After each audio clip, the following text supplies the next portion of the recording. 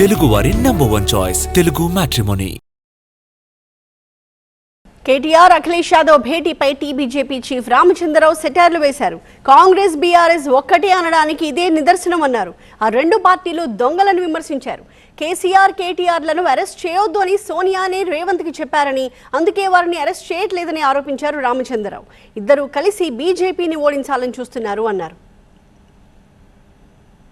Congress party BRS party ఇద్దరు కూడా నేను ఫస్ట్ నుంచి చెప్తున్నా, బీజేపీ ఫస్ట్ చెప్తున్నా, ఇద్దరు తోడు దొంగలు, ఇద్దరు దోస్తులు. వారిద్దరికి బీజేపీనే వ్యతిరేకత, బీజేపీని రాకుండా చేయాలని వాళ్ళు అన్ని రకాల ప్రయత్నం ఇద్దరు కలిసి చేస్తారు, నాటకాలు కూడా చేస్తారు. ఎన్మీస్ ఫ్రెండ్ అన్నట్టు వాళ్ళిద్దరు కూడా కలిసి కేవలం బీజేపీని అడ్డుకోవడానికి ఈరోజు వాళ్ళు ప్రయత్నం చేస్తారు.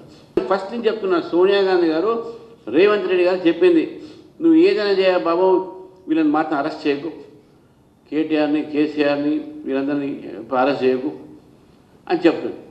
కాబట్టి ఈరోజు ఏ ఒక్క కేసులో కూడా వాళ్ళని అరెస్ట్ చేయలే. ఫార్ములా బేస్ పెట్టారు, కాళేశ్వరం కేసు కానివ్వండి, మీరు అధికారులు మాత్రం అరెస్ట్ చేశారు, రాజకీయ నాయకులు ఇంకా మీరు అరెస్ట్ చేయలే. ఏమనంటే గవర్నర్ మాకు పర్మిషన్ లేదు, వాళ్ళ పర్మిషన్ అంటూ ఉంటారు. గవర్నమెంట్ ఇచ్చింది కదా పర్మిషను, దాని తర్వాత కూడా మీరు ఏం స్టెప్ తీసుకోలేదు. కాబట్టి ఈరోజు తెలంగాణ ప్రజల గురించి స్పష్టం చేస్తూ ఉన్నాను, ఈ రెండు పార్టీలు కూడా తోడు దొంగలు. బీజేపీని రానియకుండా చేసే ప్రయత్నంలో వీళ్ళిద్దరు కూడా నాటకాలు చేస్తూ ఉన్నారు. దానికి నిదర్శనమే గతంలో స్టాలిన్ మీటింగ్కు వీళ్ళిద్దరు పోవడం, ఇవాళ అఖిలేష్ యాదవ్ వచ్చి కేటీఆర్ గారిని కలిసి ఇక్కడ వారు మాట్లాడిన మాటలు, ఇది స్పష్టమైనటువంటి ఒక సంకేతాలు. బీజేపీని ఎదుర్కోవడానికి బీఆర్ఎస్ అండ్ కాంగ్రెస్ ఇద్దరు ఒకటవుతారు. ఫస్ట్ టైం బీజేపీ గ్రామాల్లోని వార్డుకు వెళ్ళింది అన్నారు రామచంద్రరావు.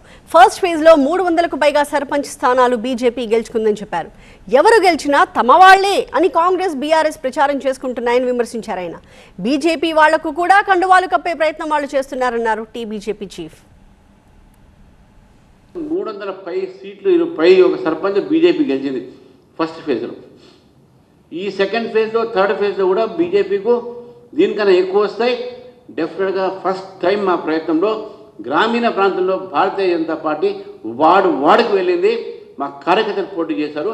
ఈ సింబల్ లేదు కాబట్టి గెలిచిన గతంలో అంజయ్ గారు ఉన్నారు ముఖ్యమంత్రి గారు, గెలిచిన వాళ్ళంతా మా వాళ్ళే అన్నారంట. అప్పుడు ప్రూఫ్ ఏది అని అంట, వాళ్ళందరూ సింబల్ ఉండదు కదా, దానికి ప్రూఫ్ ఉండదు అనంట ఆయన.